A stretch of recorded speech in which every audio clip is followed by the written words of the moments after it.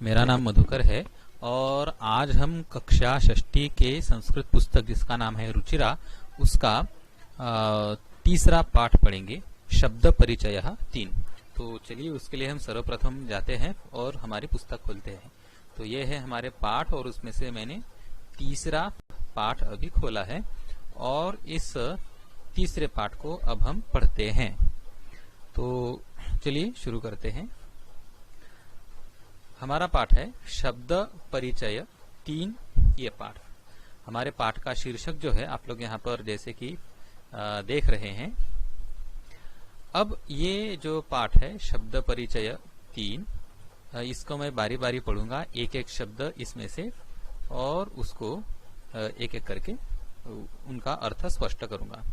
देखिए, सर्वप्रथम हम पाठ का शीर्षक ले लेते हैं जो है शब्द परिचय, और शब्द परिचय का तीसरा भाग। इससे पहले हम शब्द परिचय के 2 भाग पढ़ चुके हैं, जिनके अंदर हमने देखा कि शब्द परिचय 1 ये पाठ पुल्लिंग पर आधारित था, शब्द परिचय 2 ये जो पाठ है ये स्त्रीलिंग पर आधारित था, और अभी ये जो शब्द परिचय 3 ये वाला पाठ है ये अब नपुंसक लिंग के शब्दों पर आधारित होने जा रहा है। तो चलिए पाठ को हम शुरू करते हैं। यहाँ पर आप लोग देख सकते हैं एक चित्र आप लोगों को दिखाई दे रहा है, और इस चित्र में क्या है, हमें 2 चीजों पर हमारी दृष्टि रखनी है। पहली चीज जो है वो सबसे महत्वपूर्ण शब्द है ये वाली। यहाँ पर आपको एक फावड़ा, एक कुदाल जैसा जो दिखाई दे रहा है कि जो खुदाई का काम करता है, एक ऐसी एक चीज है। और दूसरी बात है कि इस चीज को चलाने वाला, यानी ये खनित्र जो चला रहे हैं ये एक औरत जो मेहनत कर रही है, मजदूरन जो मजदूरी कर रही है। तो इस पर आधारित ये एक छोटा सा परिच्छेद हमें दिया है, और इस परिच्छेद को अब मैं आप लोगों को समझाता हूं। तो देखिए, शुरुआत से हम इसको समझ रहे हैं। यहाँ पर सबसे पहला प्रश्न है एतत् किम, यह क्या है। अब यहाँ पर यह क्या है, यह प्रश्न हमें इस खनित्र के लिए यानी एक कुदाल फावड़ी के लिए है। एतत् किम, यह क्या है। तो इसका उत्तर है एतत् खनित्रम अस्ति। ये हमें उत्तर मिला है। एतत् किम, एतत् खनित्रम, एतत् खनित्रम अस्ति, यानी यह एक खनित्र है जो कि खुदाई का काम करता है। और आगे एक वाक्य हमारे लिए है, और वो है श्रमिका खनित्रम चालयति, यानी जो मजदूरन है वो इस खनित्र को चला रही है। तो इस तरह से इन तीनों शब्दों का हिंदी भाषांतरण मैंने आप लोगों को बता दिया है। अब यहाँ पर हमें इस शब्दों का भाषांतरण, वाक्यों का भाषांतरण करने के बाद दूसरे चित्र पर हम लोग आते हैं। अब दूसरा चित्र देखिए, ये यहाँ पर है, और ये जो चित्र यहाँ पर बना है इसका विश्लेषण अभी मैं आप लोगों को बताता हूँ। इस पर आधारित जो शब्द है यहाँ पर वो अब मैं पढ़ाता हूँ। देखिए, यहाँ पर जो वाक्य है सबसे पहला वो है तत्किम। पहला जो शब्द आप लोग यहाँ पर देख रहे हैं वाक्य तत्किम प्रश्न है, यानी वह क्या है। तो उत्तर है तत् विश्राम गृहम अस्ति।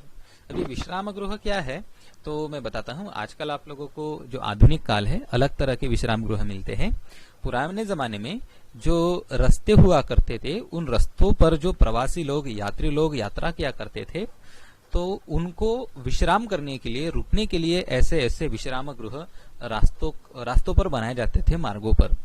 यानी रास्ता जा रहा है और गाड़ी है, बस है, या फिर जो कुछ भी आने वाला वाहन है उसका इंतजार करने के लिए जब लोग खड़े होते थे रास्ते पर तो खड़े खड़े थक जाते थे, तो उनको विश्रांति करने के लिए, बैठने के लिए ऐसे शेड में एक विश्राम गृह बनाया करते थे। तो ऐसा ये विश्राम गृह है, और उसी पर आधारित ये हमें सवाल पूछा गया है।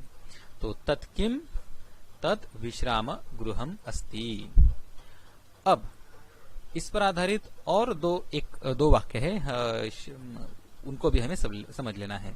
पहला है किम अत्र भित्तिकम अस्ति, क्या यहाँ दीवार है? यहाँ पर ये जो भित्तिकम शब्द है, भित्तिकम यानी दीवार, क्या यहाँ पर दीवार है? क्या आप लोगों को यहाँ पर दीवारें दिखाई दे रही है? नहीं। तो आसान सी बात है, अत्र भित्तिकम नास्ति, यहाँ पर दीवारें नहीं है। बिल्कुल आसान था। अब इस तरह से हमने इन दोनों को समझने की कोशिश की है, दोनों परिच्छेदों की, ये वाले। अब यहाँ पर अगर हम निरीक्षण करते हैं तो जी दो चीजें महत्वपूर्ण है। सबसे पहली बात कि एक यहाँ पर एतत् शब्द है और दूसरा तत् शब्द है। अब यहाँ पर एतत् यानी यह और तत् यानी वह।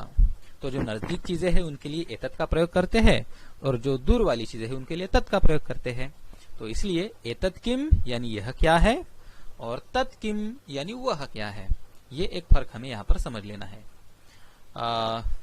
चलो, तो अभी हम आगे बढ़ते हैं अगले वाले चित्र की तरफ। अब यहाँ पर हम देख सकते हैं एक चित्र आप लोग को दिखाई दे रहा है, ये वाला। अब यहाँ पर चित्र में बहुत सारी चीजें हैं, लेकिन हमें ध्यान कहाँ पर देना है? तो इसके अंदर मैं आप लोगों को जूम करके दिखाता हूँ इस चित्र को। चित्र बहुत बड़ा है, लेकिन हमें ध्यान देना है इन दोनों चीजों पर। ये एक और ये है दो। ये दोनों चीजें क्या है? तो ये दोनों चीजें अंगूठियां हैं। अंगूठियां जो हाथ में पहनते हैं बच्चे या फिर कोई भी पहनता है, ऐसा कोई नहीं, बच्चे ही पहनते हैं। तो अब यहाँ पर प्रश्न पूछा गया है कि एते के यानी ये दोनों क्या है? तो उत्तर है एते अंगुलीय के। अब यहाँ पर थोड़ी सी गलती हुई है इस पाठ्य पुस्तक में, यहाँ पर अंगुलीय के ऐसा चाहिए, यहाँ पर इसको एक उकार चाहिए, ऊ की मात्रा, ठीक है। तो एते अंगुलीय के स्तः यानी ये दोनों अंगूठियां हैं, जिसको हम हिंदी में अंगूठी कहते हैं। और अब आगे एक वाक्य है जो कि आगे आप लोग देख सकते हैं कि सुवर्णकारः अंगुलीयके रचयति, यानी सुवर्णकार ये जो शब्द यहाँ पर है, सुवर्णकार यानी सुनार, जो सोने से की चीजों को बनाता है उसको सुनार कहते हैं संस्कृत में, सुवर्णकारः। सुवर्णकारः अंगुलीयके रचयति यानी ये जो सुनार है ये अंगूठियों को बनाता है। रचयति यानी रचना करता है, निर्माण करता है। अब ये एक परिच्छेद हमने समझ लिया है अभी।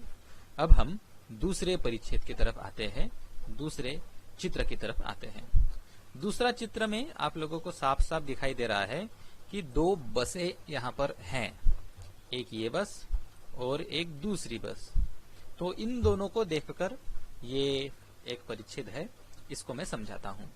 तो यहाँ पर सबसे पहले वाक्य है ते खे वे क्या है? तो उत्तर है ते बसयाने स्तः, यानी वे दोनों बसे हैं। ते बसयाने कुत्र गच्छतः, और वे बसयान यानी दो बसे कहाँ जाती है?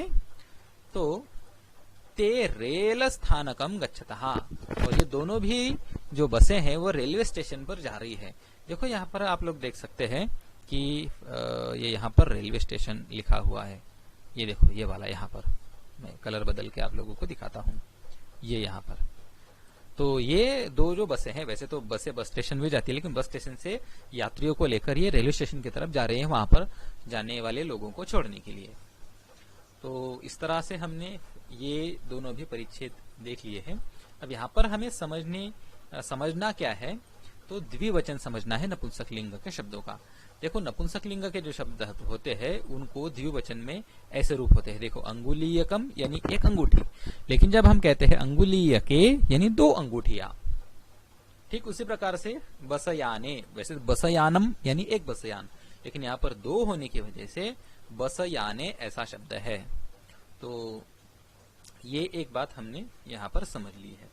अब हम हमारे पाठ के अंतिम चरण पर आते हैं, और हाँ ये रहा। यहाँ पर आप लोग देख सकते हैं इस चित्र को। इस चित्र में आप लोगों को 4 रुमाल दिख रहे हैं और इन पर आधारित 4 वाक्य हैं। देखिए पहला वाक्य है एतानि कानि, ये क्या है? तो उत्तर है एतानि करवस्त्राणि सन्ति। करवस्त्राणि हैंकरचिप, हाथ जो हम हाथ में लेकर, जो रुमाल हाथ में, जिस रुमाल को हम हाथ में लेकर घूमते हैं वो करवस्त्र। अब आगे है किम एतानि पुराणानि। अब पुराणानि यानी पुराने, ओल्ड जिसको हम कहते हैं, क्या ये जो करवस्त्र है ये पुराने हैं? तो उत्तर है न, एतानि तो नूतनानि, नहीं ये तो नए हैं। तो ऐसा इस परिच्छेद का अर्थ हुआ। अब हम आगे बढ़ रहे हैं। अब यहाँ पर आप लोगों को एक केले का वृक्ष दिख रहा है, लेकिन यहाँ पर हमें केले के एक वृक्ष को नहीं देखना है, बल्कि यहाँ जो बहुत सारे केले लगे हुए हैं इनको देखना है। ठीक है, तो मैं इसको मिटा देता हूँ। हाँ, तो ये जो केले हैं इनको देखकर हमें अपना काम अभी करना है। देखिए यहाँ पर वाक्य है तानि कानी, वे क्या है? तानी यानी वे, कानी यानी क्या। तो तानी कदली फलानी संति, यानी वे केले के फल हैं, या फिर आसान भाषा में वे केले हैं। आगे किम तानी मधुराणी, क्या वे मीठे हैं? तो उत्तर है आम, आम यानी हाँ। तानी मधुराणी, वे जो केले के फल है वे मीठे हैं और साथ ही साथ पोषकाणि च, और पोषक भी है। पोषक यानी हमारा पोषण करने वाले, अंग्रेजी में कहूं तो हेल्दी। तो इस तरह से ये पाठ अभी पूरा होता है। इस पाठ को हमने सीखा, लेकिन यहाँ पर एक और बात मैं जाने से पहले बताना चाहता हूँ कि हमने ये जो पहले दो परिच्छेद देखे, यहाँ पर नपुंसकलिंग का एक वचन था, देखो अंत में म लगा हुआ है। खनित्रम, विश्राम गृहम, भित्तिकम, ये जो शब्द है एक वचन में थे। बाद में हमने देखा द्विवचन के दो परिच्छेद, यहाँ पर अम की जगह ए था, जैसे अंगुलीय के। उसके बाद बसयाने, द्विवचन के शब्द। और बहुवचन वाले शब्द देखिए, करवस्त्राणि, पुराणानि, नूतनानि, कदली फलानि, मधुराणि। तो ऐसे बहुवचन में शब्द होते हैं। और उसी के साथ साथ हमने और क्या देखा इस पाठ में, वो भी मैं आप लोगों को बताता हूँ। वो ये है कि जो सर्वनाम होते हैं उनका भी प्रयोग हमने देखा। जैसे कि यहाँ पर आप लोग देख सकते हैं एतत् यानी यह, तत् यानी वह, यह वह। अब वही अगर द्विवचन में जाएगा तो एते यानी ये दो, और ते यानी वे दो। एते के, एते अंगुलीय के, यानी ये दो अंगूठियां हैं। और ते के, ते बसयाने, यानी वे गाड़ियां हैं, बस यानी। और बहुवचन में एतानी कानी, एतानी करवस्त्राणी, तानी कदली फलानी, तो एतानी तानी। तो इन सभी चीजों को हमने अभी अभी सीखा है। दूसरे भाग में हम इस पाठ का जो अभ्यास है उस अभ्यास का को भी देख लेंगे। धन्यवाद।